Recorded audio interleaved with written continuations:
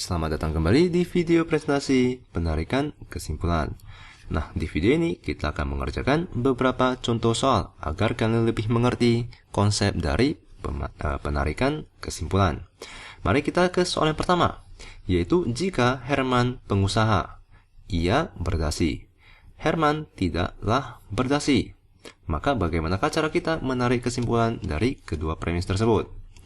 Nah, misalkan jika Herman pengusaha itu adalah P.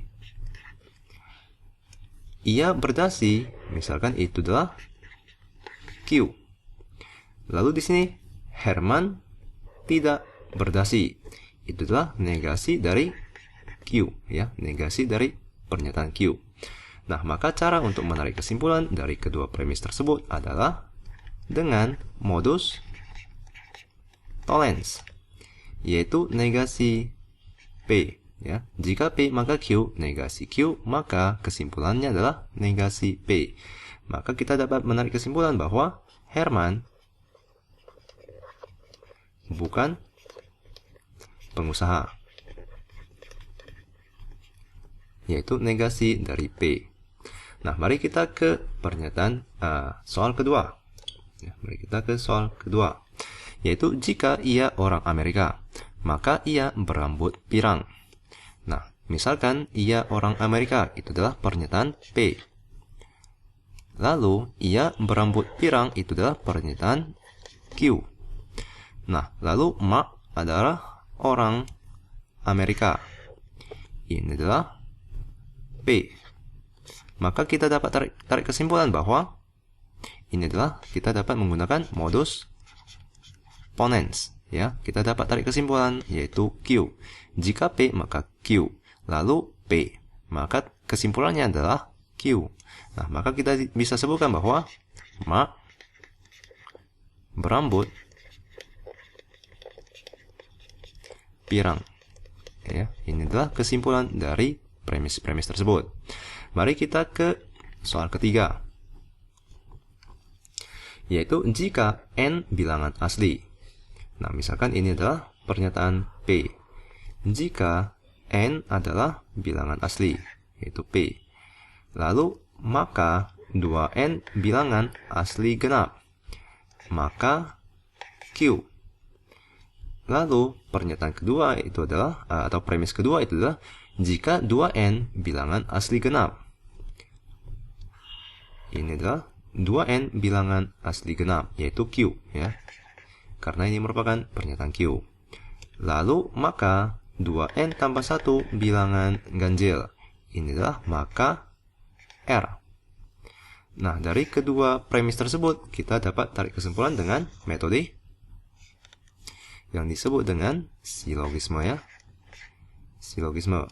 Maka kita dapat tarik kesimpulan sebagai berikut, yaitu jika P, maka R. Nah, maka kita bisa tuliskan bahwa jika N bilangan asli, maka R, yaitu 2N tambah 1, merupakan bilangan ganjil. Nah, ini merupakan kesimpulan dari kedua premis tersebut. Nah, mari kita ke contoh soal selanjutnya, yaitu sebagai berikut. Jika P, maka Q. Lalu, jika Q, maka R. Lalu, negasi R. Nah, bagaimana cara kita tarik kesimpulannya? Mari kita kerjakan satu persatu, yaitu yang pertama dengan yang kedua dahulu. Nah, kita dapat tarik kesimpulan sebagai berikut, yaitu dengan menggunakan silogisme, ya, tentunya silogisme, yaitu jika P, maka R. Setelah itu, dari kedua premis ini, mari kita tarik kesimpulan. Nah, ini adalah jika P, maka R. Lalu negasi R. Maka kesimpulannya adalah negasi P, ya. Ini adalah modus tollens. Nah, mari kita maka kesimpulan dari ketiga premis tersebut adalah negasi P, ya. Dengan gabungan cara metode penarikan yaitu silogisme dengan modus tollens.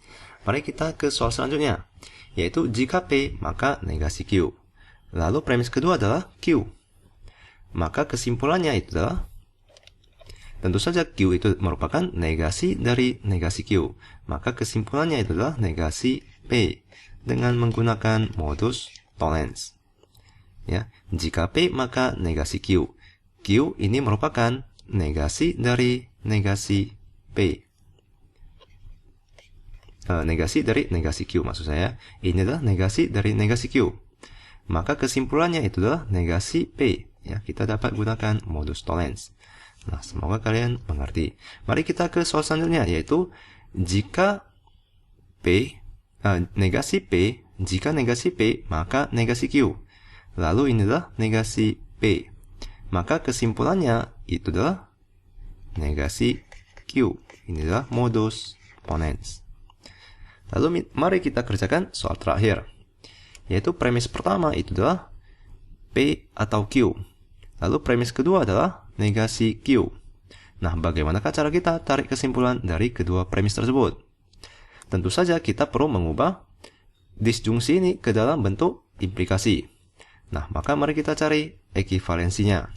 Nah, caranya adalah sebagai berikut. Nah, tentu saja langkah pertama adalah kita tuliskan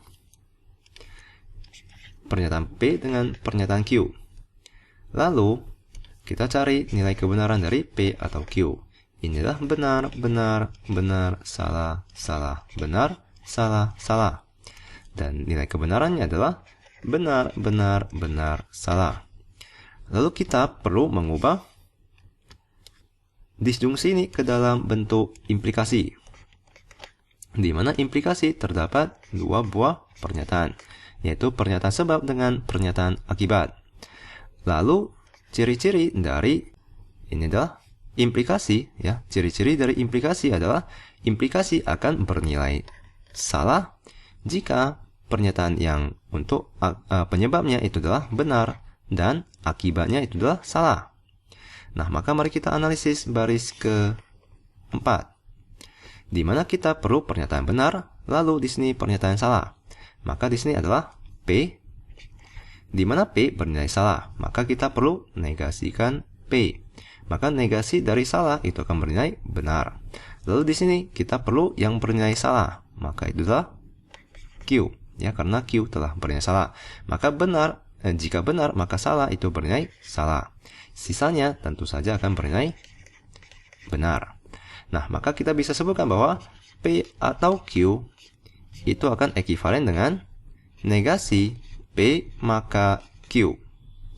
Nah, ini adalah ekivalen dari P atau Q. Maka di sini kita bisa tulis sebagai berikut, yaitu negasi P maka Q. Lalu premis kedua adalah negasi Q. Maka kita telah dapat menarik kesimpulan dengan modus tollens, yaitu tentu saja negasi dari negasi P, yaitu P. Nah, semoga kalian mengerti dan sampai jumpa di video selanjutnya.